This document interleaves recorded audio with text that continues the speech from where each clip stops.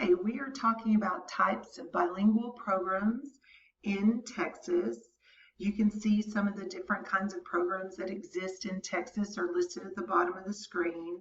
ESL, English Immersion, Transitional Bilingual, One-Way and Two-Way Dual Language.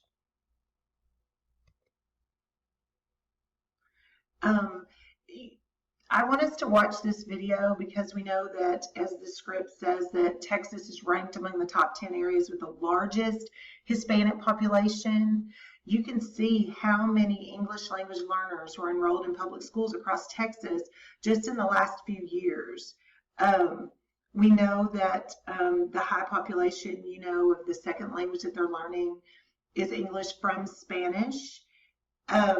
And just some of the programs that exist, as services for them are what we're going to talk about, which would be the dual language program and like a transitional bilingual education program. So I want us to watch this video. The United States Spanish-speaking population is now larger than that of Spain's. According to a recent report by the Instituto Cervantes, there are now more Spanish speakers in the U.S. than there are in Spain. There are 41 million native Spanish speakers in the U.S., as well as another 12 million bilingual English and Spanish speakers, bringing the total number of Spanish speakers in the U.S. to 52 million. This population of 52 million is greater than the population of Spain and of Colombia, and is second only to Mexico, which has a population of 121 million. The United States Spanish-speaking population is expected to surpass Mexico's population within the next 35 years. The U.S. states with the largest Hispanic or Latino populations are New Mexico, California, Texas, and Arizona, whose Hispanic populations amount to 47%, 38%, 38%, and 30% respectively. According to U.S. Census Office estimates, the U.S. will have 138 million Spanish speakers by 2050. Which will make the largest Spanish-speaking country in the world. Leave an insightful comment on tomonews.net, and you could win up to $500 every month. So you can see just from that video the increasing numbers that are going to happen in the years coming of students that are coming to us that English is not their native language, that they are seeking to learn English as their second language. And so just the programs that we can offer them in Texas alone. I know that in Northeast Texas, where I live, we have a high population of Spanish speakers that are seeking English as their second language. The school that my daughter is in is about 50% Hispanic. And then the school that I have twin boys that they go to school, the numbers are in like the 75% Hispanic. Here's just a graphic that shows you some of the different types of services broken down as in one-way dual language, two-way dual language, ESL, and then of course there's the Spanish as a foreign language class, because during this presentation and through this study we're going to talk about not just the Spanish-speaking students that are seeking English as a second language, but the native English speakers that are seeking Spanish as a second language. ESL is one type of program that is offered in Texas. My experience with ESL is a pull-out program, or an ESL teacher accompanies a student into the general ed classroom and helps them in the mainstream environment. With that comes all the instruction is in English, because we all know that if you're an ESL certified teacher, it doesn't mean that you speak Spanish or you speak a language other than English. You're just helping these students, really immersing them into English. So there's a video I found of CBS News, and I don't want us to watch all of it, but I want to watch some of it just to show you, just from some students' perspectives that are coming in where English is not their first language, and just kind of the struggles that they face.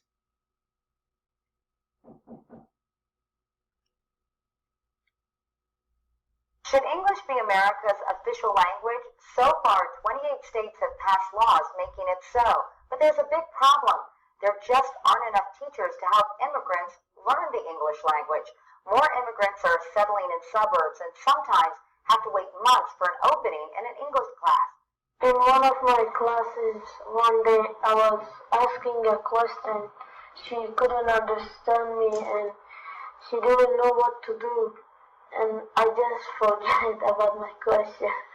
Sometimes when you sit in the class and if you want to ask some question and teacher answer you, sometimes teacher speak a little bit fast and sometimes they don't give any explanation. I mean, I understand, but without explanation it's a little bit hard.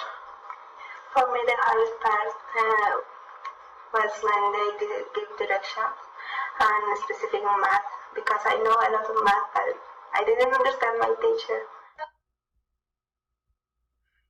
So you can see a video explaining some of the struggles that students that are in an ESL program face when they're immersed into English and they're getting the same literacy instruction that focuses on grammar, vocabulary, reading, speaking, writing, and it's all in English.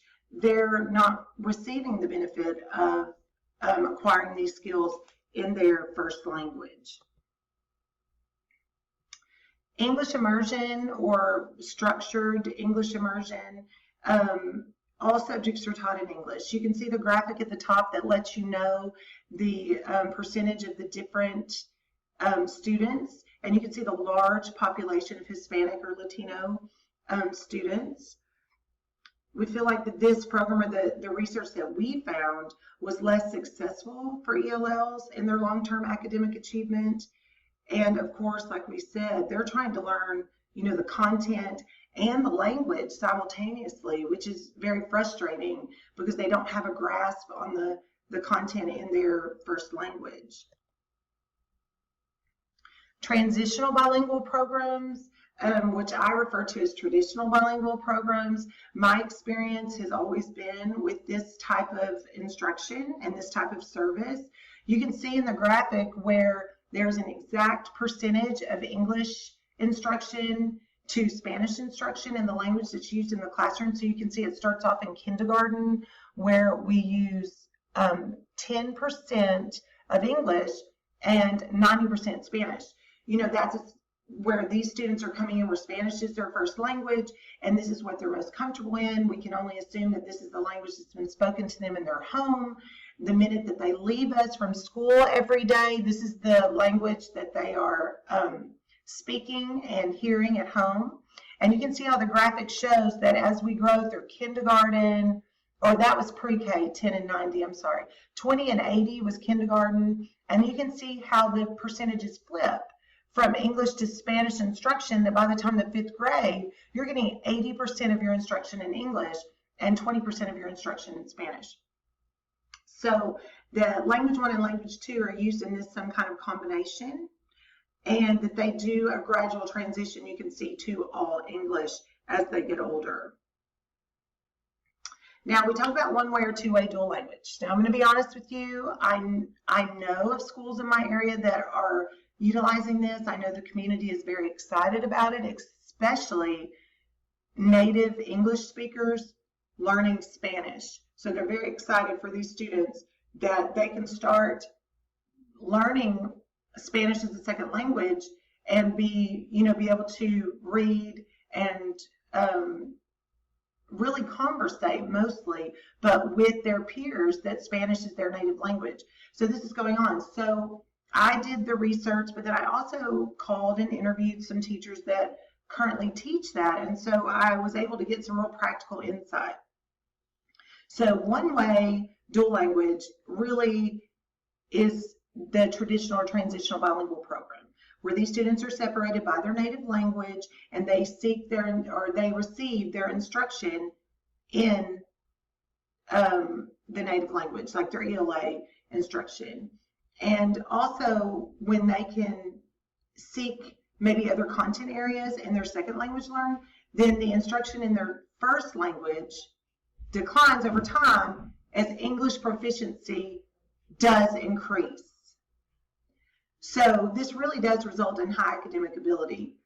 but it's a little different than the two-way dual language when we do have two separate native speaking students, whether it be English or Spanish, are seeking the opposite language or the opposing language, which would be English or Spanish. So you can see the graphic in the bottom that gives the model percentages, and we're going to talk about really two-way dual language in the model that most schools follow, which is the Gomez and Gomez model. And the principles of this two-way immersion, you can see in the graphic, has great success. You can see where the two-way dual immersion, when these students take the standardized English reading test, how you can see that line graph has gone up. And then what happens really in the grades and the percentiles happen when it's just ESL taught traditionally. So you can see some of the principles here, the amount of time it takes them to learn, the knowledge and skills that they transfer from one language to another, really the length of time that they participate in these programs, and really the fact that they do emphasize their first language in early grades. And really the two-way immersion and the dual language and that, the research we found some very positive parent involvement. And that's what I found from really talking to people in the community, talking to teachers that give this instruction, that the parents are very involved, whether their native language would be Spanish or English. Now, here's a graphic of the Gomez and Gomez dual language enrichment model, and this gives a lot of the characteristics. So really in the two-way dual language, some of the things that I found out is that these students they're mixed. The Spanish and English native speakers are mixed within a classroom.